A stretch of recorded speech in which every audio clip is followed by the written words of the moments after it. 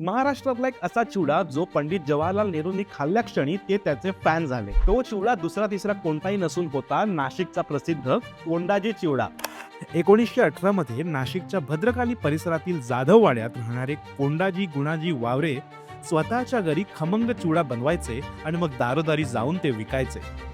त्यांचा चटकदार आणि मसालेदार चिवडा बघता बघता नाशिकभर फेमस झाला आणि लोक कोंडाजी कधी बरं आपल्या भागात चिवडा विकायला येत आहेत अशी वाट पाहायचे. कोंडाजी वावरे यांनी चिवड्याची रेसिपी निर्माण केली आणि पुढच्या पिढीने ती जोपासली. पुढे जबरदस्त मार्केटिंगने चिवड्याला साता समुद्रा पारही पोचवलं. पण मग जवाहरलाल नेहरूंनी हा चिवडा कधी खाल्ला?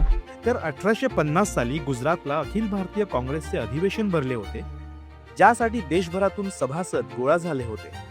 यावेळी जवाहरलाल नेहरूही आले होते.